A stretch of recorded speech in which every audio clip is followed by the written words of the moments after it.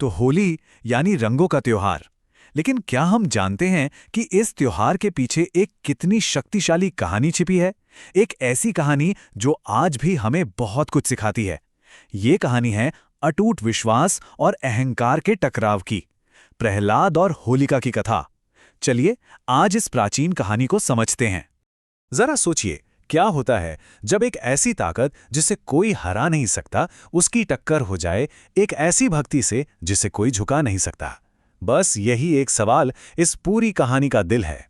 एक तरफ अहंकार, दूसरी तरफ भक्ति। देखते हैं जीत किसकी होती है। तो इस कहानी की शुरुआत होती है इसके सबसे ताकतवर किरदार से, एक राजा जिसका नाम था हिरण्यकश्यप। पता है उसकी पहचान क्या थी? उसकी बेइंतहा ताकत, और उस ताकत से भी कहीं ज्यादा बड़ा उसका घमंड। अब हुआ ये कि हिरण्यकश्यप ने इतनी कठोर तपस्या की कि उसे एक ऐसा वरदान मिल गया जिसने उसे लगभग अजेय बना दिया। मतलब कोई उसे हरा ही नहीं सकता था। लेकिन बस यहीं से गड़बड़ शुरू हुई। यही शक्ति उसके सिर चढ़ गई और वो खुद को ही भगवान मान बैठा। और उसका वरदान, अरे वाकई हैरान करने वाला था। सोचिए जरा, उसे वरदान मिला था कि उसे ना तो कोई इंसान मार सकता है, ना ही कोई जानवर। ना दिन में मौत आ सकती है, ना रात में।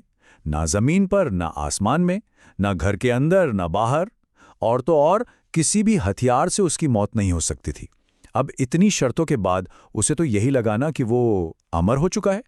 तो अब इस कहानी में एंट्री होती है हमारे हीरो की। और हीरो कौन था? कोई और नहीं बल्कि उसी राजा का अपना बेटा प्रहलाद। और बस यहीं से कहानी का असली टकराव शुरू होता है। एक तरफ बाप का घमंड और दूसरी तरफ बेटे की भगवान विष्णु के लिए अटूट भक्ति। और सबसे बड़ी बात यह थी कि राजा सबसे ज्यादा नफरत भगवान विष्णु से ही करता था। तो जब प्रहलाद ने साफ साफ कह दिया कि वो अपने घमंडी पिता को भगवान नहीं मानेगा, बस राजा का गुस्सा 7वें आसमान पर पहुंच गया। और यहां से शुरू हुई बाप और बेटे के बीच एक ऐसी जंग जिसे सुनकर रोंगटे खड़े हो जाते हैं। हिरण्यकश्यप गुस्से से चिल्लाया, मैं ही भगवान हूं, मेरी पूजा करो। लेकिन प्रहलाद, वो अपनी जगह से 1 इंच नहीं हिला।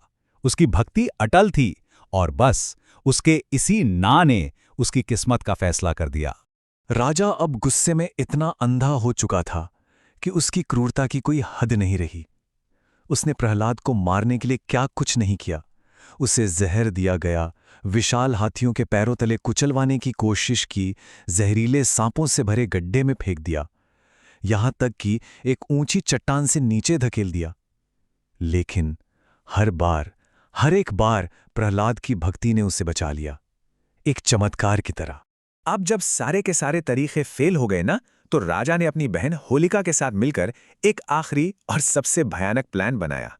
तो हिरण्यकश्यप की एक बहन थी जिसका नाम था होलिका। अब होलिका के पास एक खास शक्ति थी। उसे एक ऐसा जादुई शॉल वरदान में मिला हुआ था जिसे ओढ़ने के बाद आग उसका कुछ नहीं बिगाड़ सकती थी। सोचो, आग उसे छू तक नहीं सकती थी। प्लान बड़ा सीधा था पर उतना ही डरावना। प्लान ये था कि होलिका उस जादुई शॉल को ओढ़ेगी, प्रहलाद को अपनी गोद में बिठाएगी और आग की चिता पर बैठ जाएगी। सोचा ये गया कि शॉल की वजह से होलिका तो बच जाएगी और प्रहलाद आग में चलकर राख हो जाएगा। और प्लान के मुताबिक चिता में आग लगा दी गई। आग की लपटें इतनी ऊंची उठ रही थीं मानो आसमान को छू लेंगी।